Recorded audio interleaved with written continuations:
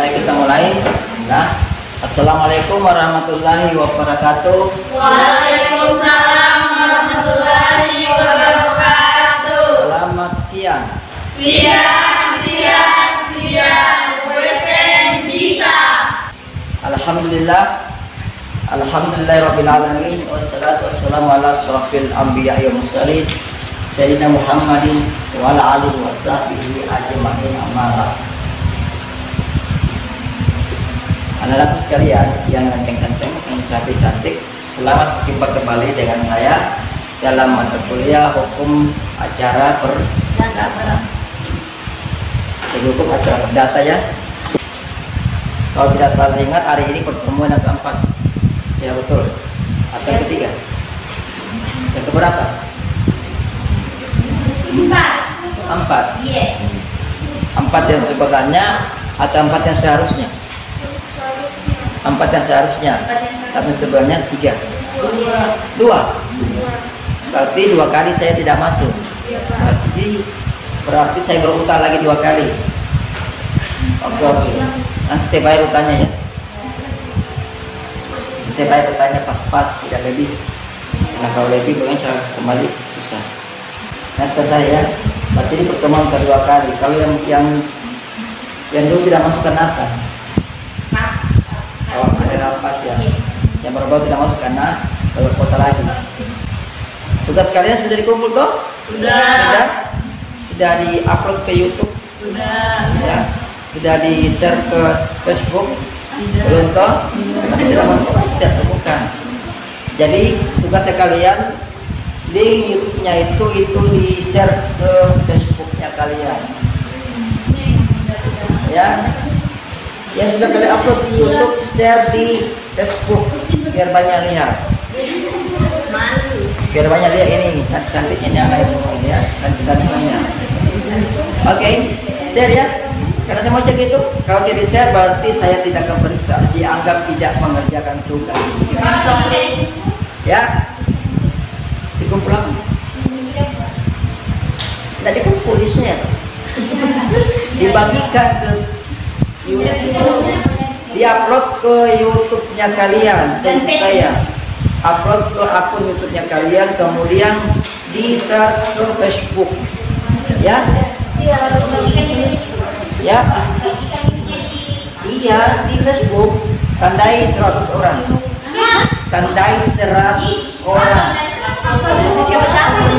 Mas kan tidak punya teman di Facebook?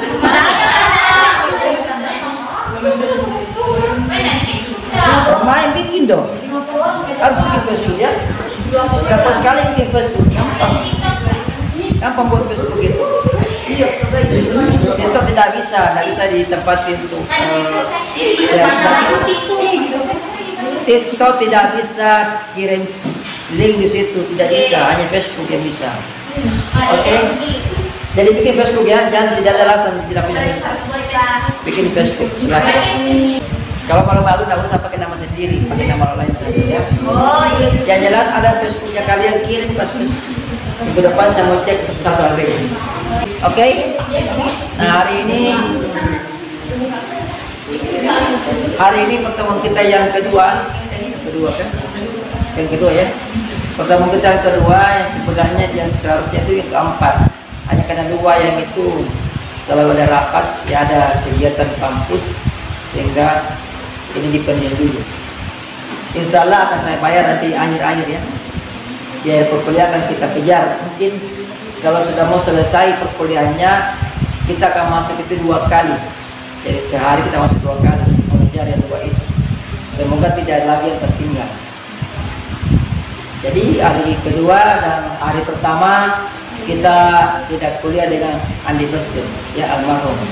Dulu saya ingat masih duduk juga.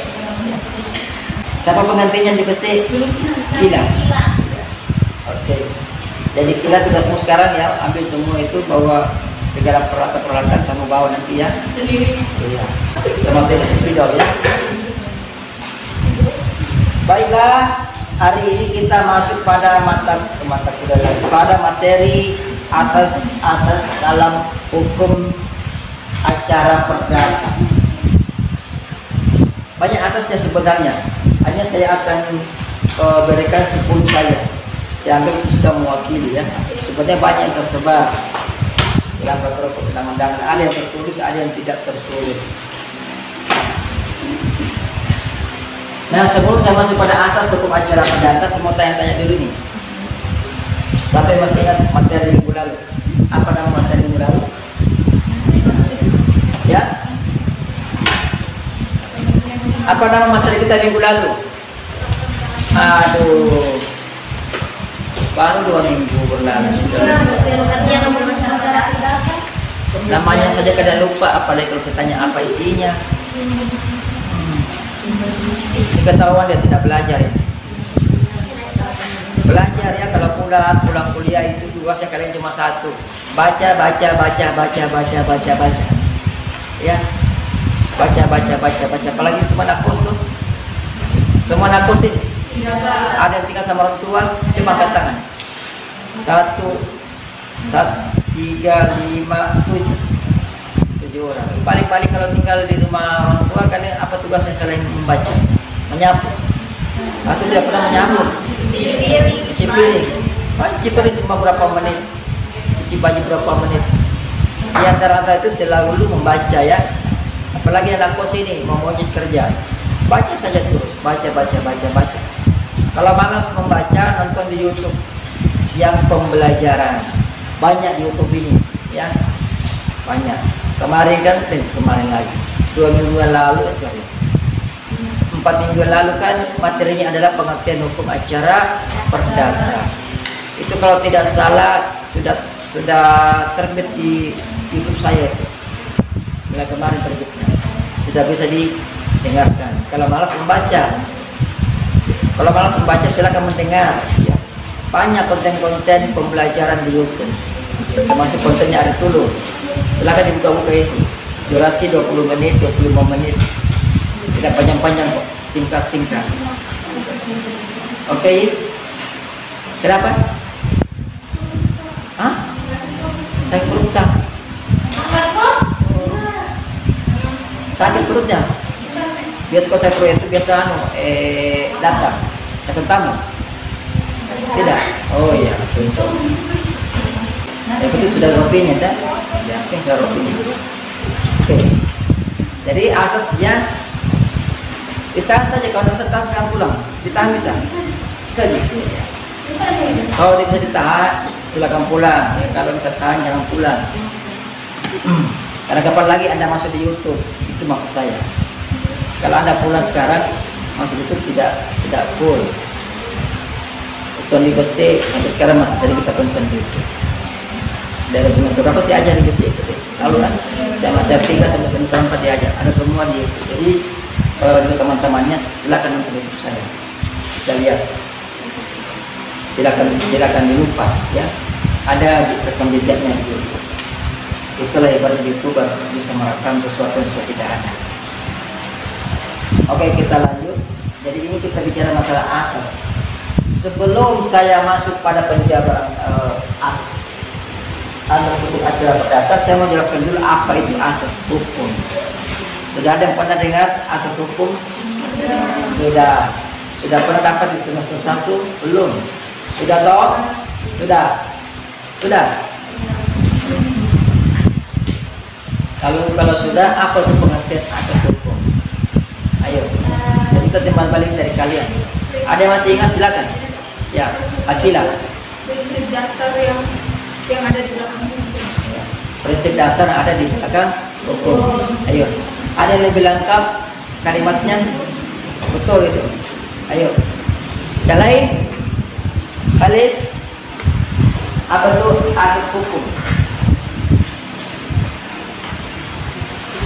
Kalau Cesar, apa itu asas hukum?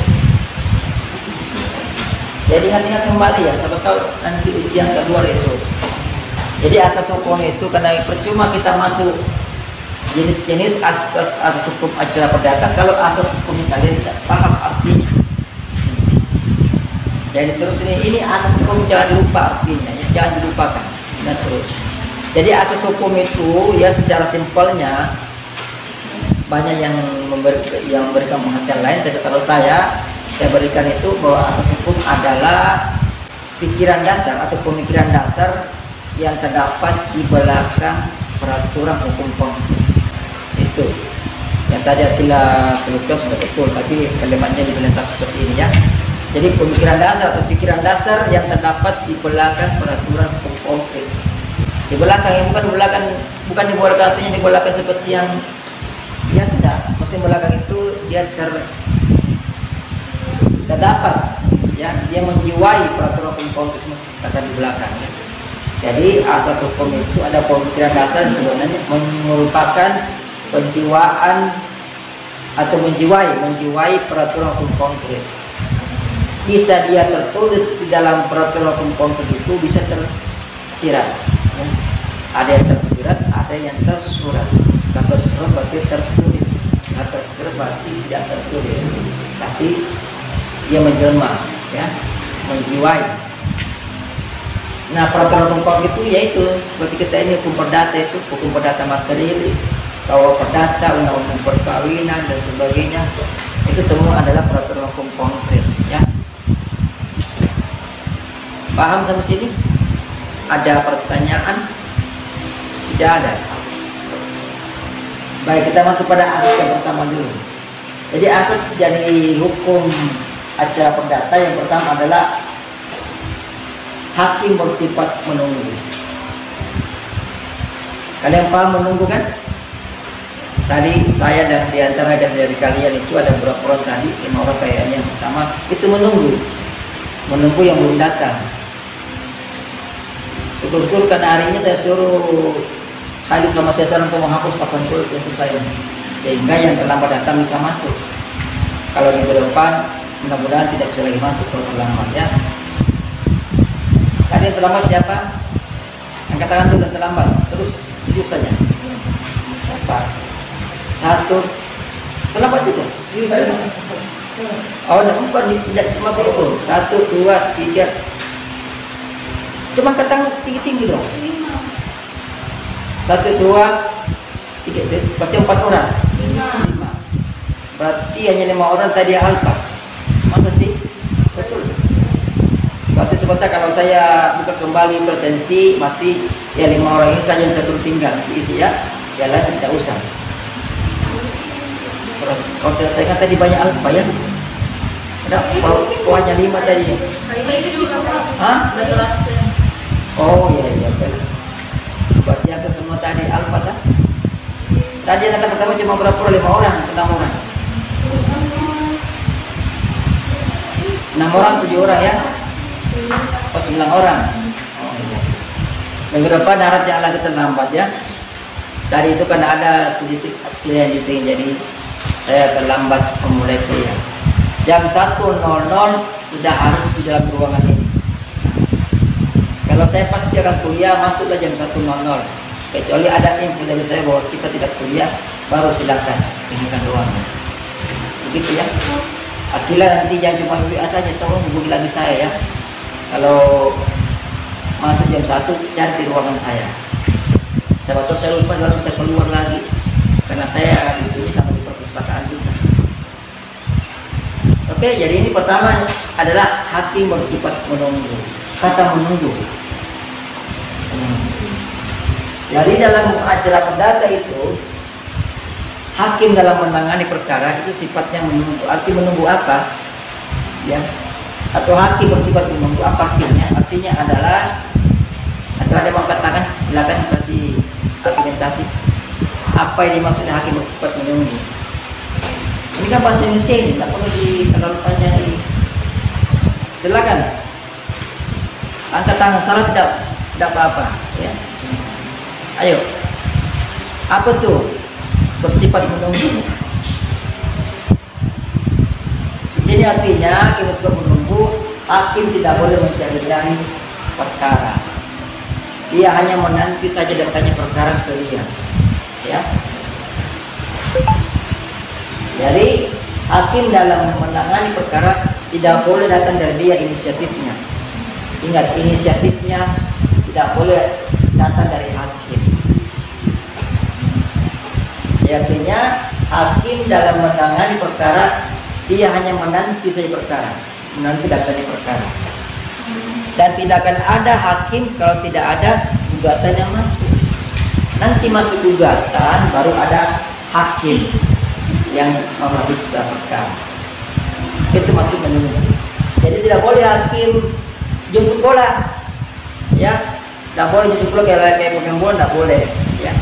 Tidak boleh bola lari kejar-kejar sama hakim, tidak boleh. Ibaratnya perkara, kalau perkaranya belum dimasukkan, hakim tidak boleh ke para pihak, ya. Tidak boleh mendatangi para pihak, itu perkara masukkan di pengadilan saya tangani, tidak boleh, tidak. Karena hakim bersifat menunggu, sehingga ada peribahasa bahwa tidak ada perkara, tidak ada hakim kalau tidak ada perkara, tidak ada hakim kalau tidak gugatan, ya. Jadi nema iuris sine actore ini sama dengan bisa di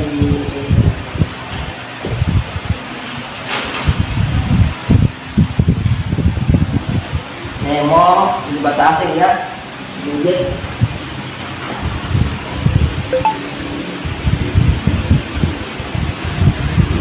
sine actore ini bahasa asingnya.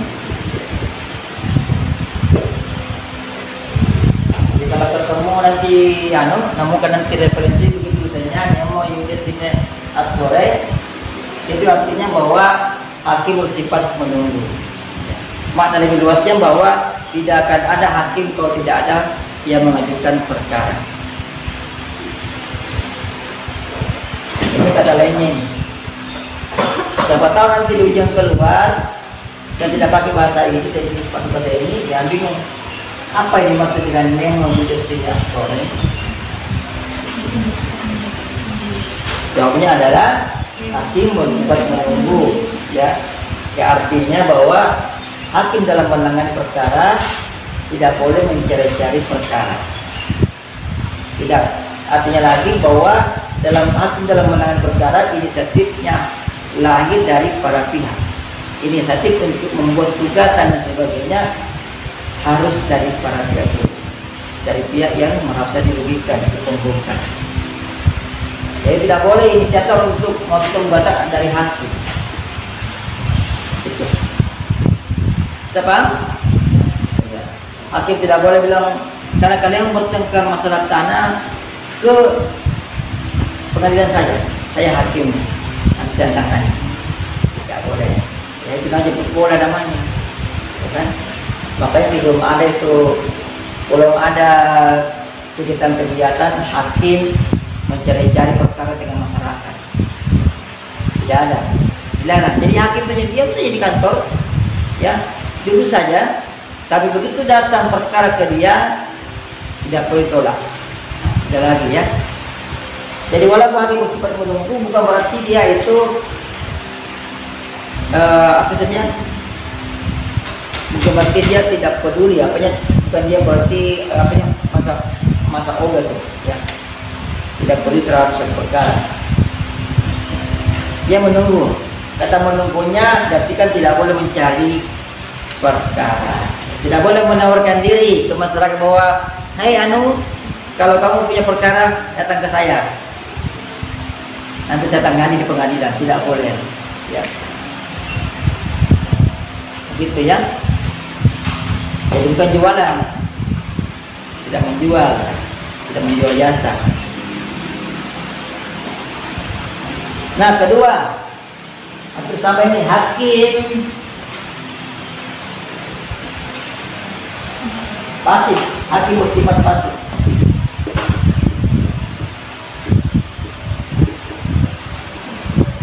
Hampir sama ini mirip-mirip, ya.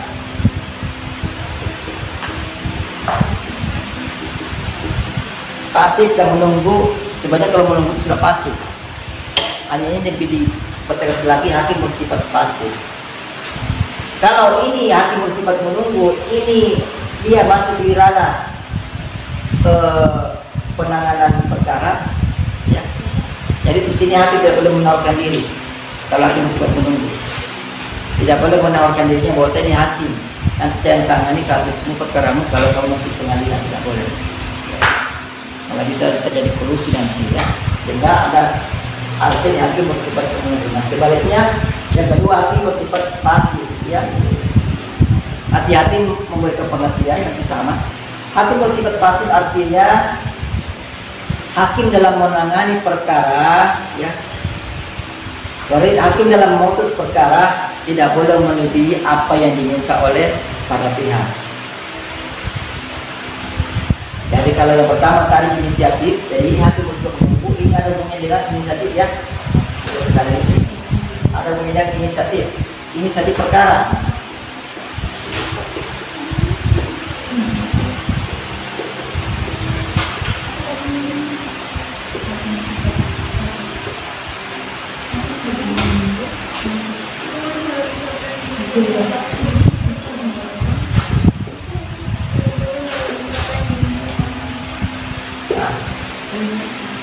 Kalau hakim bersifat menunggu, itu inisiatif perkara datang dari pihak yang berperkara, ya. Itu pembuat awalnya. Kalau hakim bersifat pasif, artinya hakim dalam memutus perkara tidak boleh melebihi apa yang diminta oleh para pihak. Jadi ini terkait memutusnya, ya. Kita bisa membedakan, ya. Dapat diingat kalau menunggu itu, ingat kalau menunggu itu hakim bersifat menunggu itu inisiatif lahirnya atau inisiatif timbulnya, munculnya perkara dari pihak dari hakim.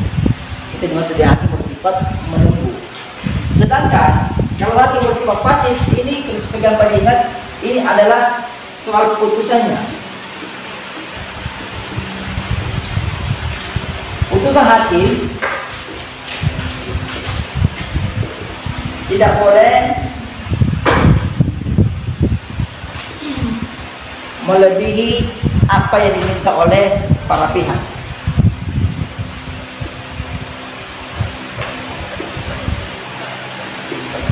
Permintaan, ya.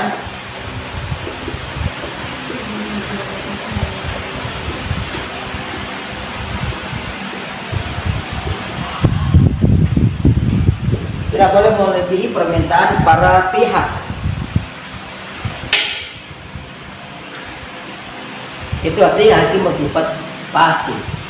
Jadi kalau ada para pihak, ya misalnya penggugat, dia meminta supaya tergugat itu membayar denda, ya, denda dan bunga kepada penggugat, maka putusannya hanya berkisar itu saja. Jadi ini mengatur hakim bersifat pasif itu terkait juga dengan ruang lingkup atau luas putusan dari hakim yang menangani perkara. Jadi kalau permintaan, contoh, kalau permintaannya si penggugat hanya meminta ganti rugi 50 juta, maka hakim tidak boleh memutuskan lebih dari itu. Tidak boleh mengabulkan lebih dari itu. Misalnya penggugat minta memohon kepada yang mulia majelis hakim, ya, agar menghukum tergugat untuk membayar bunga sebesar 50 juta rupiah sejak putusan ini diputuskan, ya, atau setiap putusan ini memiliki kekuatan hukum yang tetap. Kalau begitu bunyi permintaannya penggugat, maka hakim tidak boleh memutus lebih dari 50 juta. Kalau kurang boleh, lebih dari itu tidak boleh. Oke, paham sampai sini? Atau misalnya penggugat meminta kepada hakim, ya, kami sebut permintaannya, ya, memohon kepada majelis hakim yang mulia agar menghukum tergugat satu, kami 1, 2, 3. 1, membayar, Pak, kalau ini masalah tanah, ya, masalah tanah, menyatakan sertifikat atas tanah milik tergugat, ya, sebagai sertifikat dan tidak sah, ya, harus seperti itu. Jadi menghukum, menyatakan dalam proses itu bahwa si tergugat adalah pemilik dari sertifikat tanah nomor bla bla bla bla bla, adalah pemilik yang tidak sah.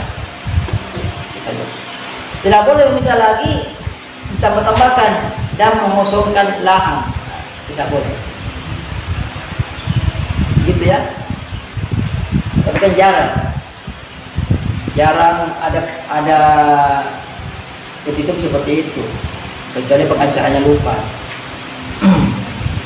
Paham sih? Ataukah petitumnya contoh lain yang memohon kepada majelis hakim agar menghukum tergugat satu, ya, menyerahkan 2 unit mobil dengan nomor polisi bla bla bla bla. Kemudian dalam putusannya hakim yang mengabulkan, malah dia tulis mengabulkan permohonan penggugat dengan menghukum tergugat satu, mengembalikan mobil, ya, sebanyak 10 unit kepada penggugat. Itu tidak boleh. Padahal penggunanya tadi 2 unit. Gitu ya. Ya tidak boleh melebihi. Intinya apa yang diminta oleh para pihak itulah yang diputuskan oleh hakim kalau dikabulkan.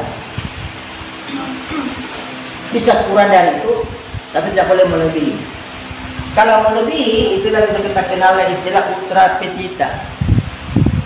Jadi akan bersifat pasal sini ini adalah sebenarnya larangan.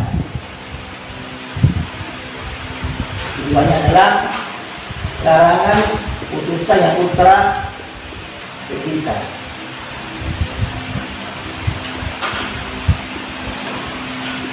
Ultra petita.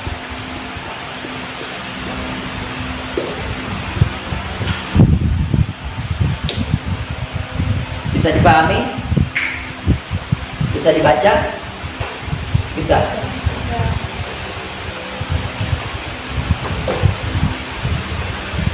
Ini larangan putusan ultra.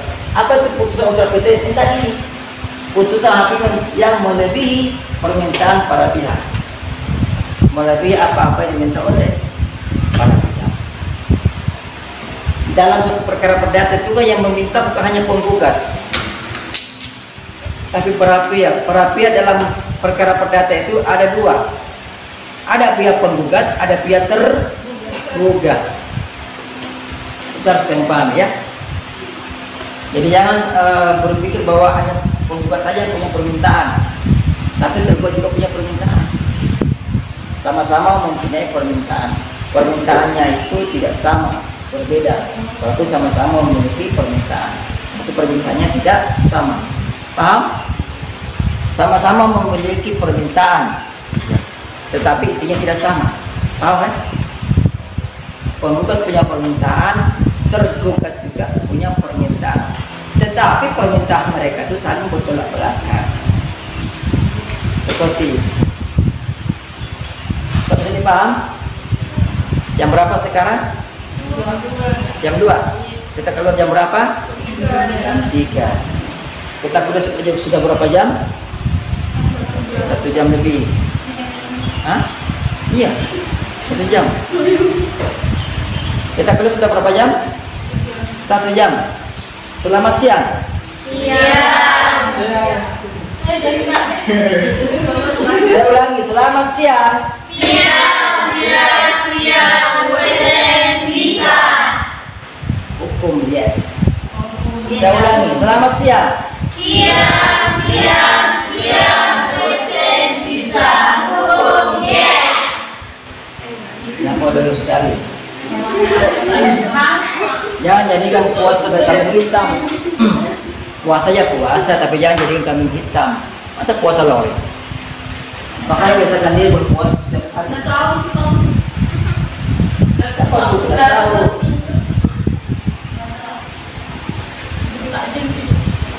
Makanya supaya tidak ketinggalan sahur, ya cepat-cepat cari pasangan hidup yang resmi. Dia kasih bangun. Apa yang cinta? Kecil itu begini. Larang kah? Kasihan.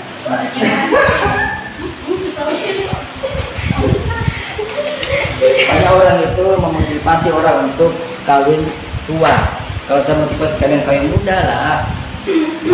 Kawin muda tuh enak. Yang kawin tua. Coba lihat orang tua yang kawin tua-tua itu. Coba lihat. Cuma dia saja. Anaknya masih merangkak dia sudah begini. Ya, nanti anaknya kalau sudah SD, anaknya pasti pada malu dijemput sama orang tua. Pasti malu dijemput. Malu. Bapakku sudah tua. Pasti malu tuh. Makanya saya sarankan kawin muda saja. Yang muda belum pindah.